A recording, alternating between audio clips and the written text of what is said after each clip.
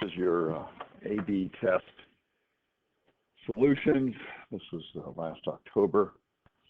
I want to go through each problem, write the answer down, check my answers with your answers, see where you went wrong. Okay, so the two limit definitions. We'll do number 2 first. This would be f of x plus h. Take away f of x. The difference quotient, or the difference on the bottom, would be x plus h, take away x. But we said that always simplifies to h. So that's fine there. For this one, now we note that x is going to a. So make sure you have a there, not c. F of a. Okay, and limits of this type are always numbers, and limits of this type are always variable functions. Okay, so 1 and 2. 3. This one, again, notice this is going to be a number, right? This is akin to f prime of a. And this one's going to be a variable function. We had that on the front page, f, for the problem 1 and 2, f prime of x. So you could look at what you wrote above, but let's go ahead and play with these. These are limits. You have to write limit. This is a limit. As x gets close to 1/2, in this case, the a number is the 1/2. X gets close to 1/2.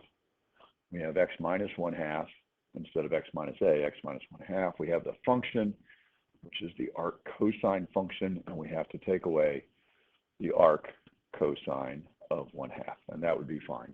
If you actually put pi over 3 for the arc cosine of 1/2, that's good, but didn't need to do that.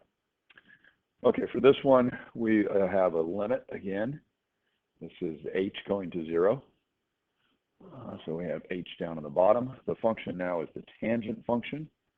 So the tangent of x plus h. Take away the tangent of x. Done. Power rule for derivatives. You could read this carefully, right? F of x, this is a variable function. F of 2 is a number. So we just note that f of x is this variable function, and f of 2 happens to be the number 32. So that just sort of ties into what we said above in problems 1, 2, 3, and 4. Here's a function x to the 4th. This limit is going to be f prime of x, and that should be obvious that the derivative of x to the 4th is 4x cubed, a variable function. This limit now is got the variable t going to 2, so this would be a number. And if you simply leave it as 4x cubed, that's wrong. That's not a number. So you have to evaluate that. That's the vertical bar. Evaluate it when x is 2. So you put 2 in for x, and that gives you 32. Okay, so study these two examples, adjust your answers to problems 1 and 2 if needed, and then use the power rule shortcut to exactly evaluate the following limits. Let's find the ones that are variable functions first. This one, now here it has delta x, but remember h is the change. So this is a variable function. There is the function of which we need the derivative, and its derivative is 3x to the negative 4. This is a variable function, right, over here, number 8. There's the function of which we need the derivative. That's 1 over 2 square roots of x. And this is a variable function here, right, with the h going to 0. So let's see, the derivative of x, well, that's just 1. So usually, again, we can go back and just note on page 2, page 1, or the first set of questions, which typically evaluates to a variable function. If the function of which you're differentiating is linear, as it was in problem 9 here, you're not going to get a variable function. The slope of the line y equals x is 1. Okay, so there's those. Let's find the ones that come out to be numbers. So number 7 is going to be a number. Number 6 is a number. Number 10 is a number. Let's do 6 first. This is now the derivative of the square root of t, which is 1 over 2 square roots of t. But we have to evaluate that when t is equal to 25, which is 1 over 2 square root of 25. Square root of 25 is 5. 2 times 5 is 10. That's the number. If you left this off, and if you simply wrote 1 over 2 square roots of t, which is equal to 1/10. That's wrong. So that this would be no. If I went down the hall and said to anybody, what is 1 over 2 square roots of t equal to? What is that equal to? Most people will go, I don't know. You have to tell me what t is. So without specifying t is equal to 25, you don't get 1/10. So you have to have that in your answer. But again, very similar. I mean, I gave you, how to do that. So if we look at this one right here, right, you get the 4x cubed, but you have to evaluate it at the value that t is going to. Okay. By the way, this is sort of a typo here. It doesn't make any sense to have t and x. I probably should have had t to the 4th and for t cubed, and then t is equal to 2.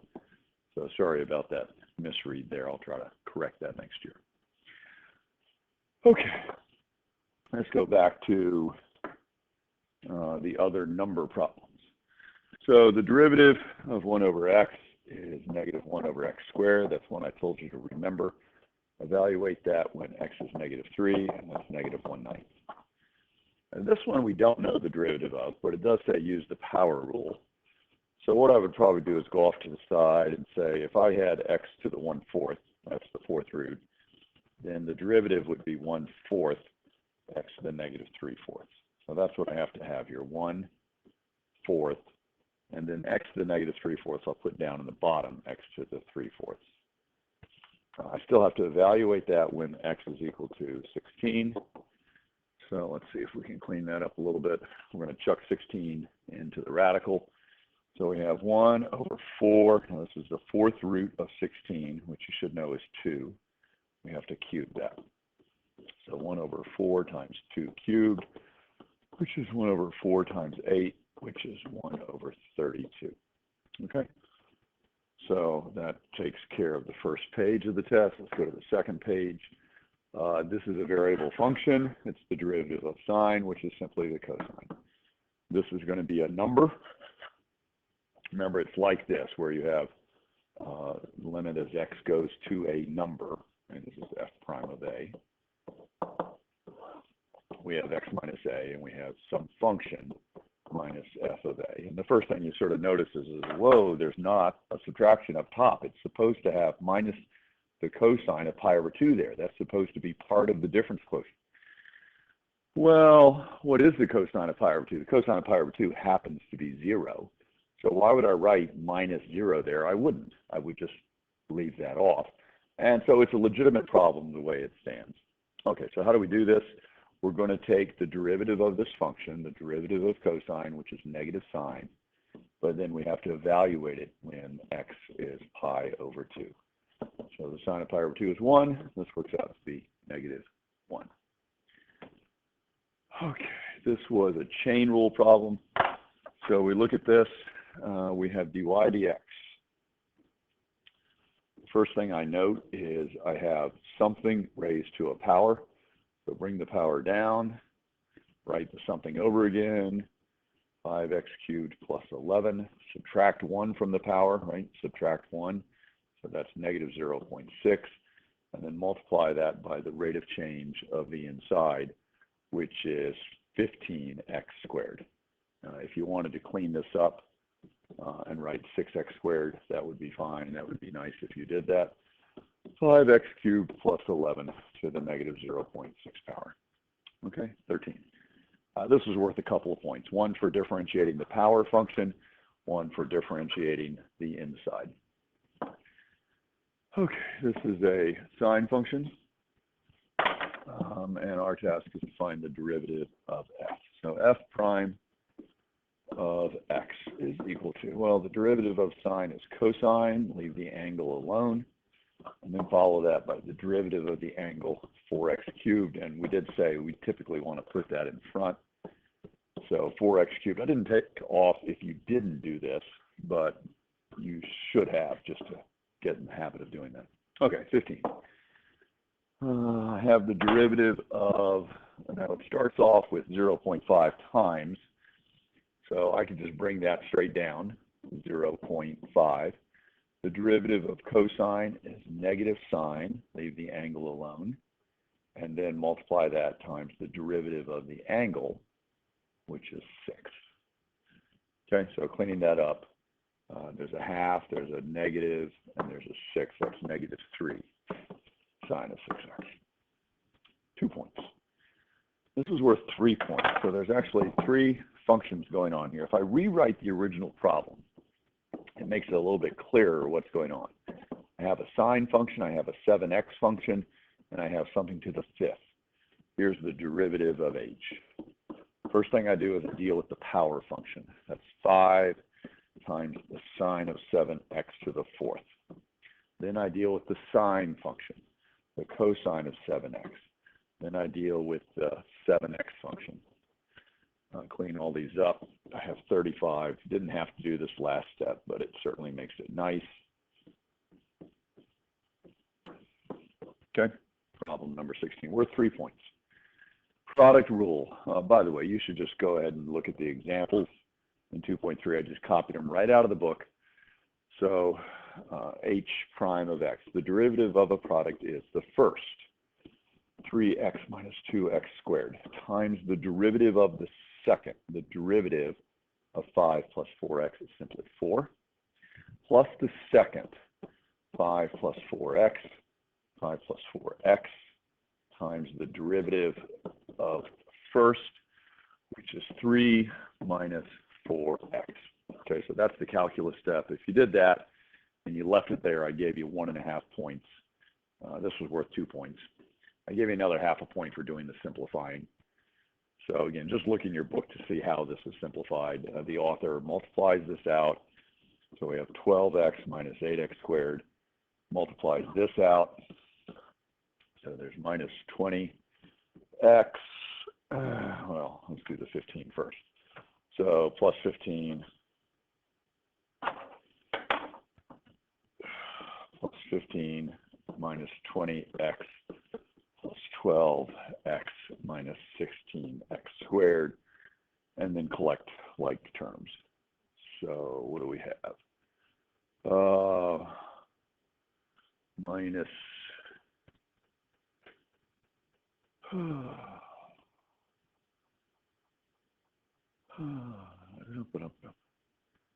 minus 8 and minus 16 is minus 24.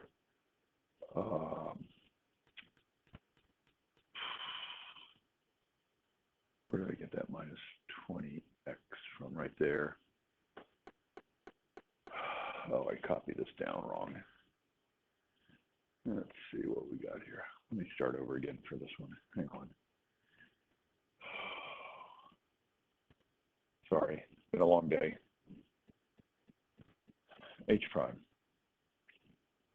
Product rule. So derivative of a product is the first. Okay, so that's 3x minus 2x squared times the derivative of the second, 4, plus the second, which is 5 plus 4x, times the derivative of the first, which is 3 minus 4x. And then simplify. Okay. So here we have 12x minus 8x squared. Here we have plus 15 minus 20x plus 12x minus 16x squared. Collect like terms. So the squares, we have minus 8 there, we have minus 16 there, which is minus 24x squares.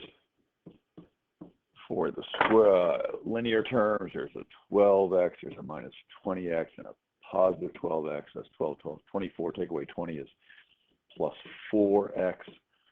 And then the constant, there's only one constant, plus 15. Okay, so that would be the simplified version. You got an extra half point if you got the simplified version. So 1.5 points for getting to here, using the product rule, another half a point for getting to there. How do I know what to simplify? Just do exactly what the book says. Okay. Start your answer with y prime and then simplify as much as possible what y prime is. There's a product here.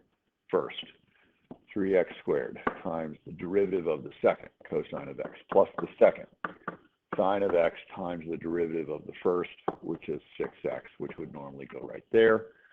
So cleaning this up, we have 3x squared cosine of x plus 6x sine of x. Again, look at the text to see what the author considers simplified factor if possible. So we could take a 3x out of each term. That leaves x cosine of x and then 2 sine of x. Simplified version, half point if you get that far. Okay, again, find the derivative. Notice that this part is a product.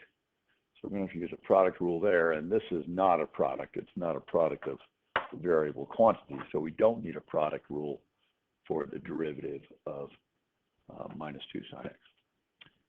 Okay, dy dx. Let's do the product first. The derivative of the product is the first 2x times the derivative of the second, which is negative sine x. I had a number of people do dot minus, and I just marked that wrong. I told you I'm not going to accept it, so just don't do it. If I slap you once, maybe you won't do it again.